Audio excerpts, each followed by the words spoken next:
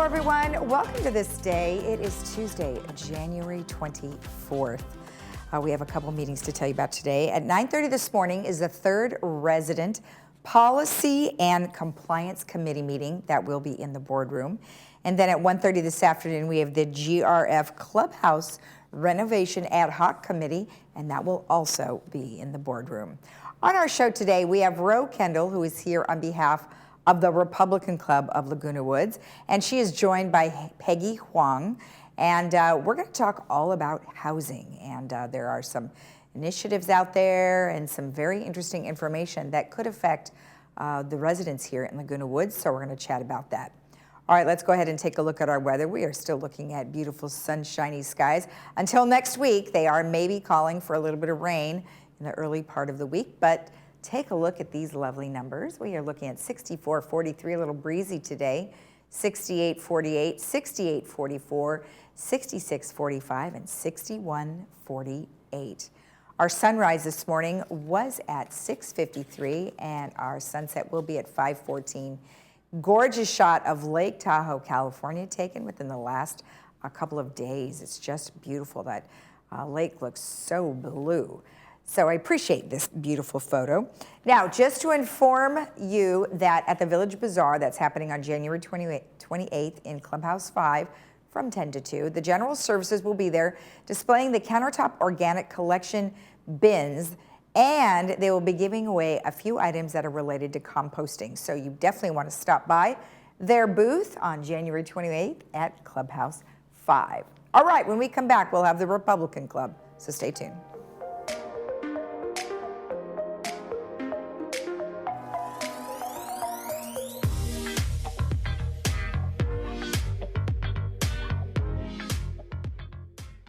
I'm Dr. Bobby Awadala, double board certified dermatologist and Mohs surgeon, and I'd like to introduce you to Skin Credible Dermatology and Surgery. We perform general dermatology, including skin checks, suspicious spots or moles, and other skin problems. Plus, we have the highest cure rate for skin cancer removal. Our state-of-the-art facility is top of the line with industry-leading lasers and cutting-edge cosmetic products. Our goal is to turn back the years with a natural, beautiful look. Visit our website or give us a call to book your appointment today.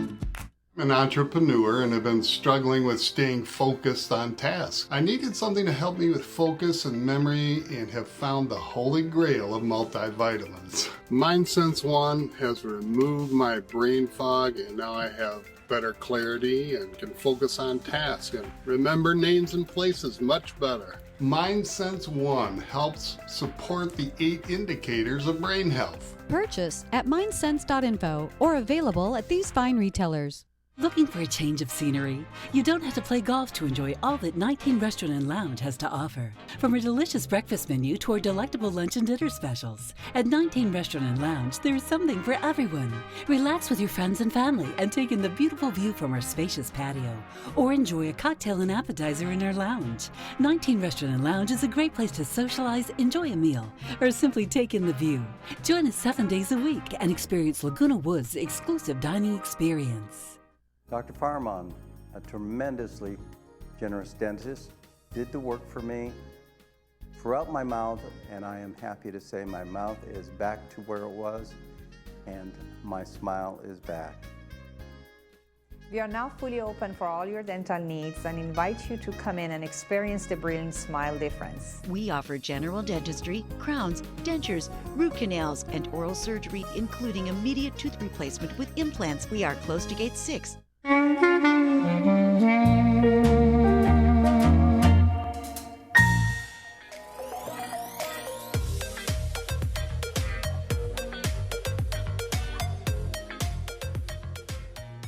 Welcome back. As I mentioned, we have Peggy Huang here and Ro Kendall, who are here on behalf of the Republican Club of Laguna Woods. Well, welcome both of you for coming in. I appreciate it. Thank you. Nice to see you.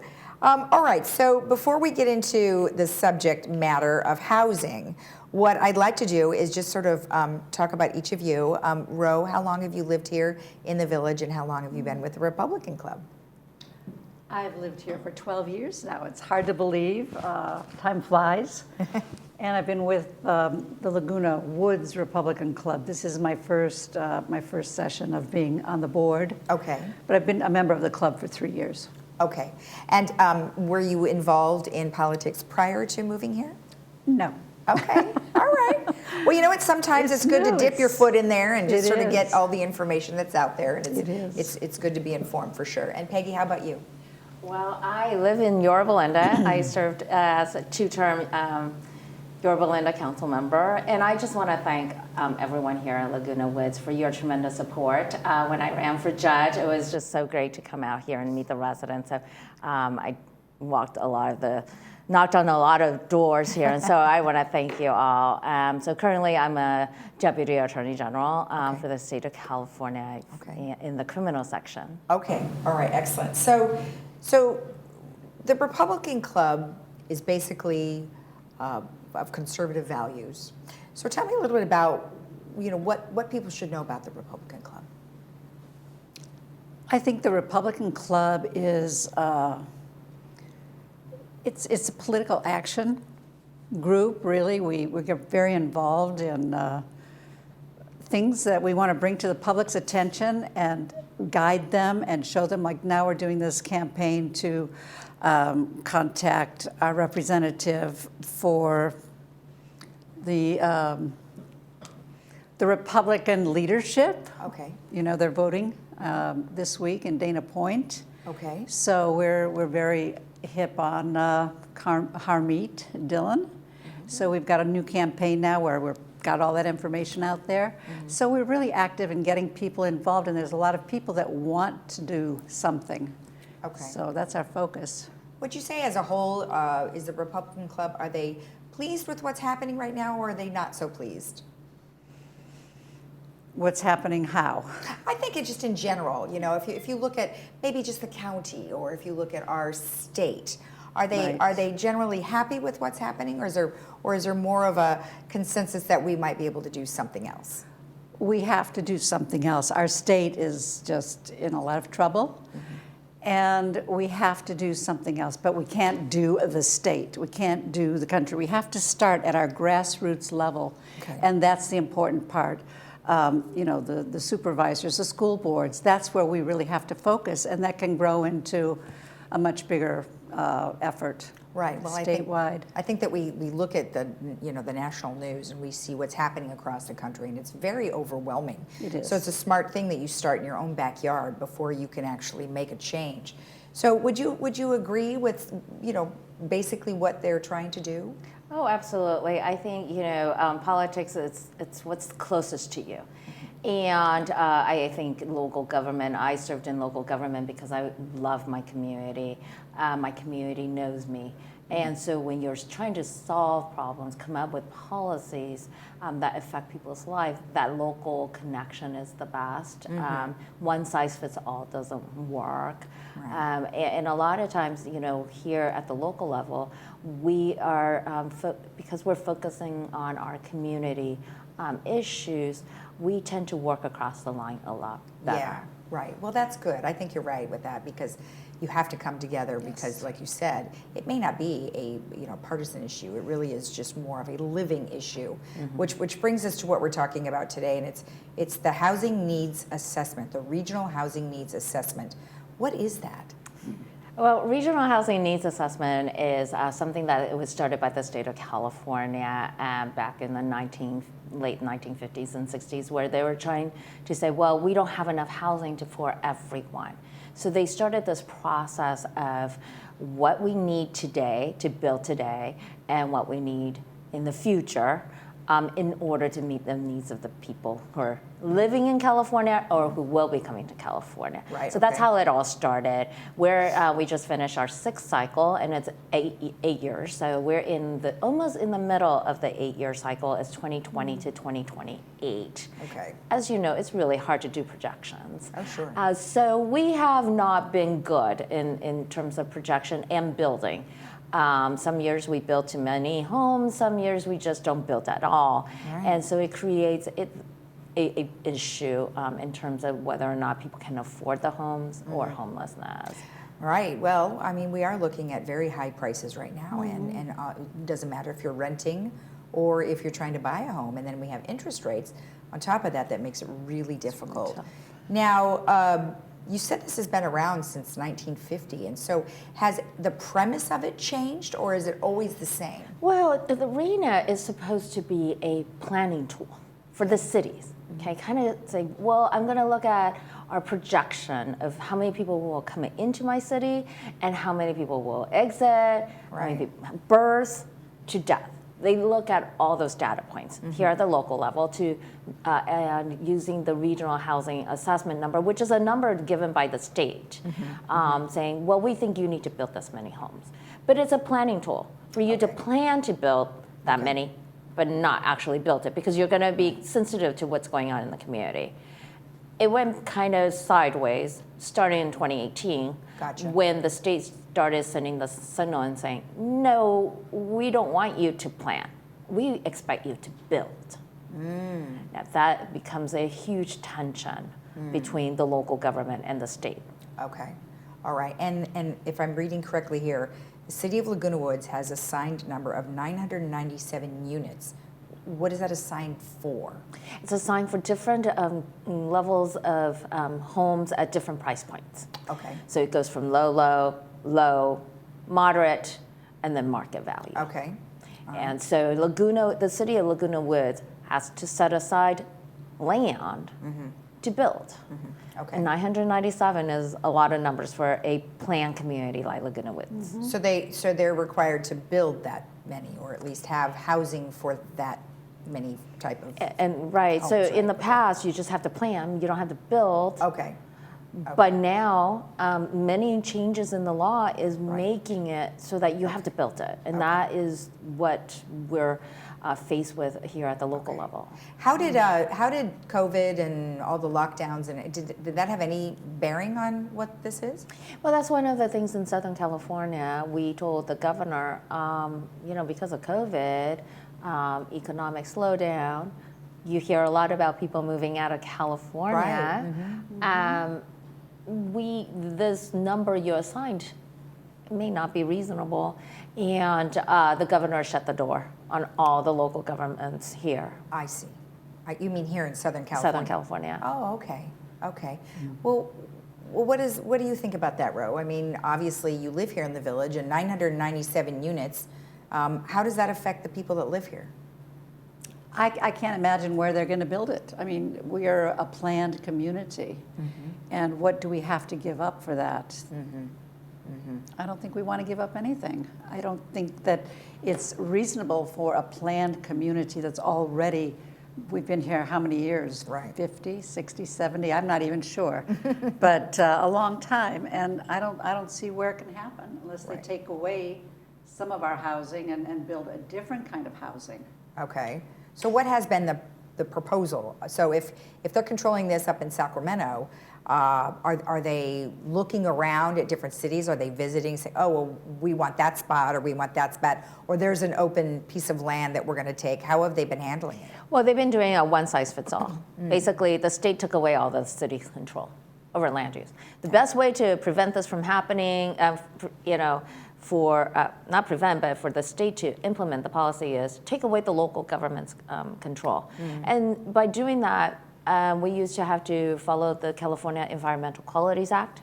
They're saying, hey, look, if you're building for affordable housing near a transit stop, a bus stop, within half mile of a bus stop, it could be a bus stop that doesn't even really have buses come by and every hour. But if you are, then you can bypass the Environmental Qualities Act.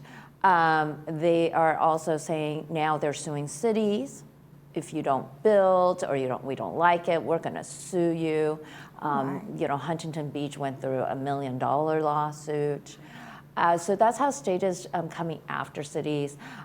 They've passed laws basically giving the builders by right development on commercial properties and golf courses. And so this way they're just going in and say, okay, well, your golf course, it's not performing, buying up that golf course, and then can bypass all the local permit rules, CEQA rules, setback, right? Instead of, a lot of cities might have 5 feet or 10 feet setbacks. Now it's like, well, we'll just 4 feet. I think the state is setting it at 5 feet. Okay. So the state is now making those requirements. Oh, well, wonderful. Yeah. So then what can the people do here?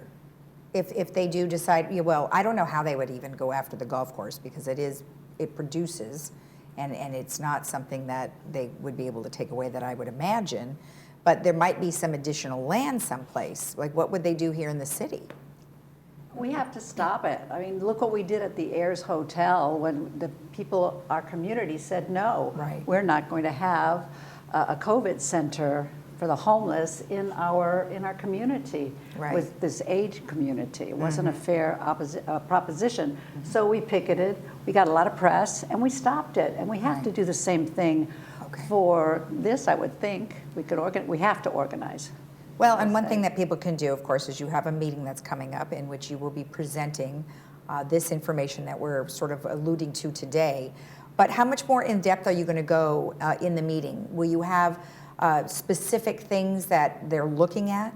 Yes, so last year a group of us came together under the leadership of the Redondo Beach Mayor Bill Brand. We decided to come together to start a citizens initiative. Okay. It's a tripartisan initiative, and what's so great about this initiative, to restore local control. So to get rid of all these state laws that have been taking away the local government's ability to plan and develop, is to restore it to local level and to protect our ability to voice our own concern, our ability to say what our community should look like. Right. So it cuts across the board. This organization that we started last year for this initiative, which is now growing over nearly 100,000 people across California. Good. It's made up of Democrats, Independents, and Republicans. Oh yeah, because that doesn't matter. Yeah. It doesn't matter because it's your home, and it's where you knew where you were moving to, and you thought, well, this is, like you said, a planned community, right? Well, then that just goes right out the window because it's not planned at all, and they're just going to change the landscape without you being able to do anything. You guys are calling this our neighborhood voices, correct? Yes. And then, at what point did you become involved with this? Well, I actually got involved. I served as the chair of the RENA subcommittee for the Southern California Association of Government, and really got involved with the housing policy and looking at the numbers. So I was tasked with, the committee that I led was tasked with allocating 1.3 million units to all 197 cities and counties combined here in Southern California.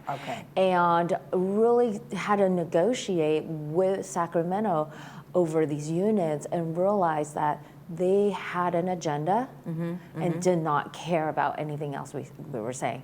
We brought up concerns at that time. In middle of that negotiation with the state of California, Yorba Linda had a fire, a huge wildfire. Oh, that's right, that's right. In 2018.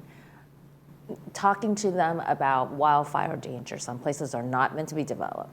Talking about water because it was a drought issue. Infrastructure, because I was looking at the 5 and the 91 and how to move people during this evacuation point. Fell on deaf ears because what I got was transportation, easy, get rid of cars. Okay, water, easy. We just, new units will come with water efficiency system. High density housing will put in those type of efficiency in place. Save water. There. What's your problem? And that's what was given to me. The other thing was high density, no landscaping. Landscaping costs water, so great. Right. You don't need to put in any more front yards. So those are kind of their idea of solution to a huge problem, which is what infrastructure is.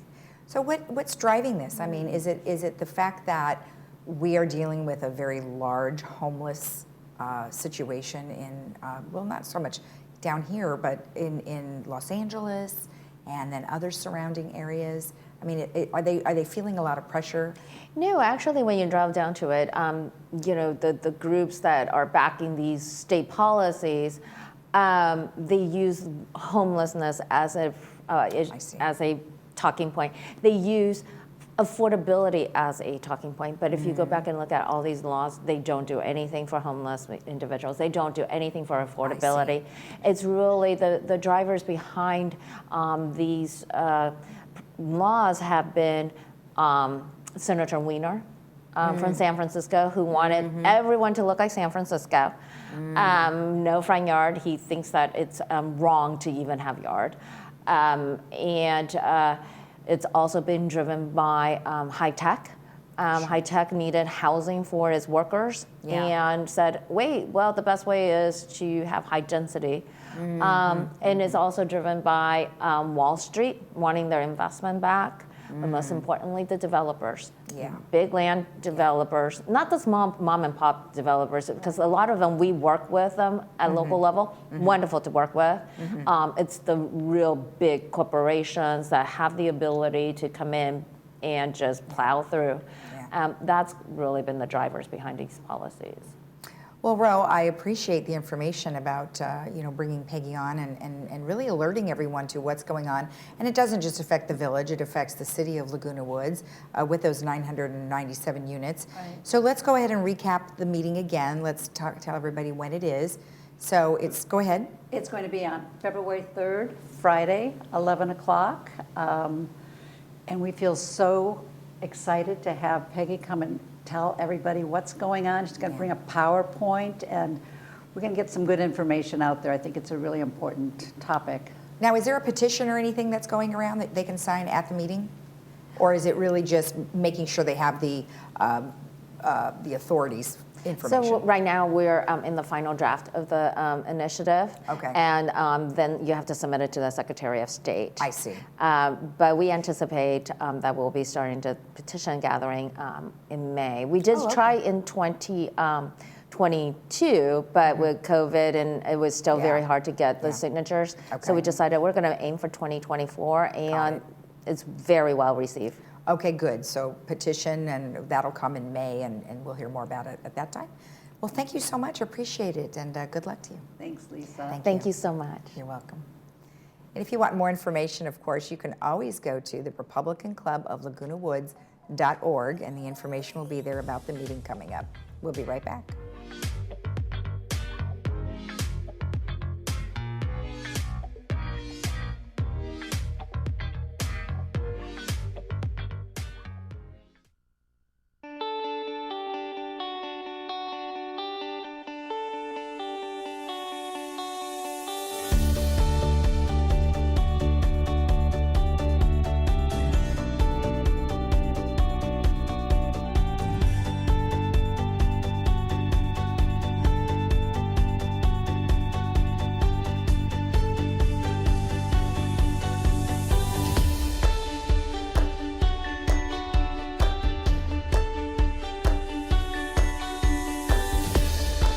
Captain America.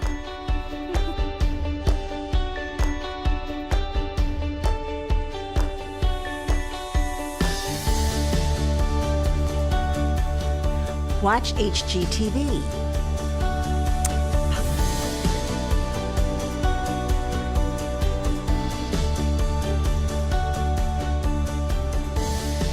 Netflix.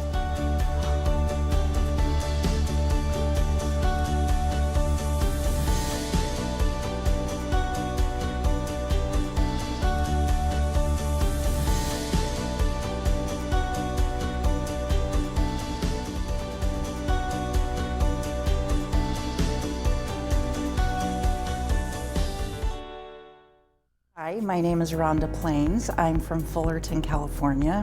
I absolutely love Dr. V. I am very happy to drive from Fullerton to Laguna Woods. I was having an issue with my vision. There was strobe light going off in my eye. Dr. Vias was able to get me in to see him the next day. Once I met him and he diagnosed the problem with my eye, I felt very comfortable with him, and I'm just really happy that I found him.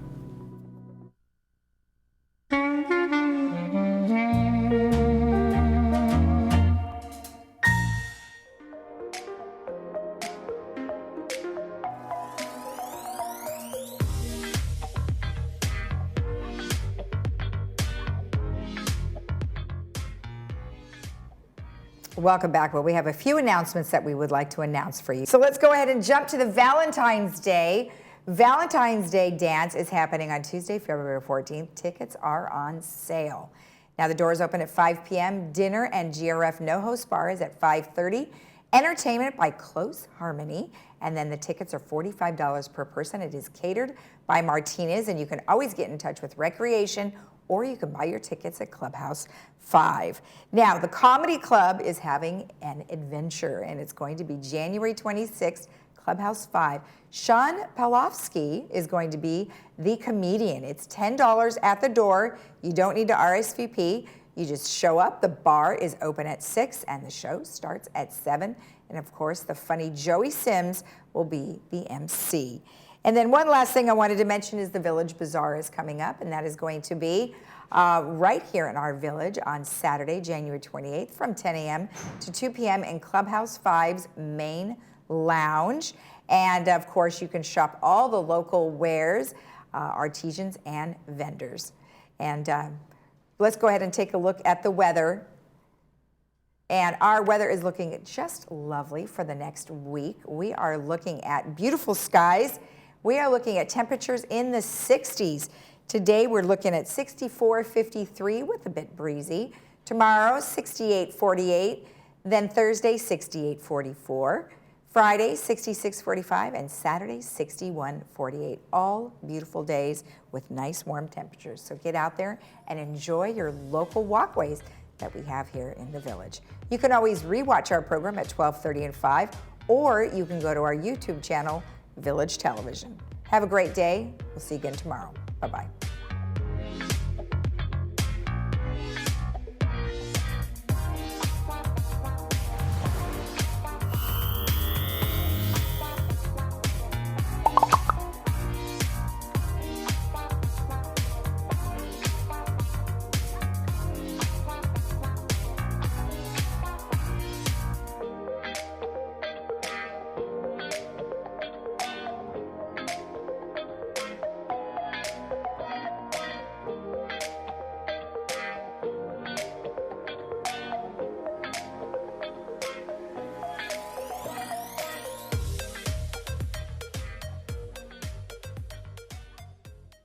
At Genesis Medical Center, our goal is to treat chronic conditions with a traditional and holistic approach to get the best results. We created a program we call Diabetes Reversal, targeting people with prediabetes and chronic diabetes. The patient is closely and personally monitored. We check parameters, blood sugar monitoring, A1C, cholesterol, high blood pressure, and weight. We offer natural supplements, and we will hopefully decrease the amount of medications you're currently taking. We teach lifestyle modifications, increase confidence, and control the disease.